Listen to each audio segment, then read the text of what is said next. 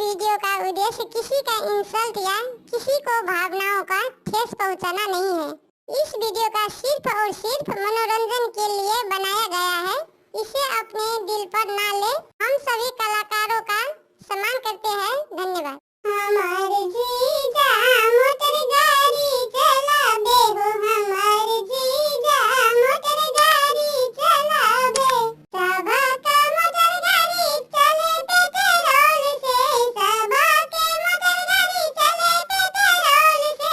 हमारे जीजा धक्का दे के चला, हमारे जीजा धक्का दे दे चलावे। हमारे जीजा धक्का दे दे चलावे। हमारे जीजा मोटर गाड़ी चलावे। हम सबा के मोटर गाड़ी बजे हॉर्न हो, सबा के मोटर गाड़ी लगल हॉर्न हो। हमारे जीजा फुटल थारी बजावे, हमारे जीजा फुटल थारी बजावे। हमारे जीजा फुटल थारी बजावे। सबा के मोटर गाड़ी चले हॉर्न हो, हमारे जीजा फुटल थारी बजावे। सबा के गाड़ी में लागल हॉर्न हो, हमारे जीजा फुटल थारी बजावे। सबा के मोटर गाड़ी में सीटा लगल हो, सबा के मोटर गाड़ी में सीटा लगल हो। हमारे जीजा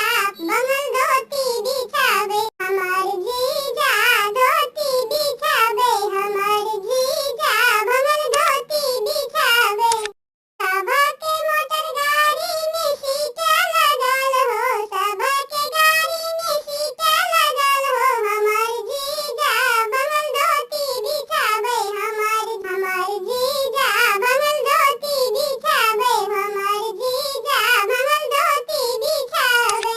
हमारे जीजा मोटर गाड़ी चलावे, सबा के मोटर गाड़ी चले पेट्रोल से, सबा के मोटर गाड़ी चले पेट्रोल से।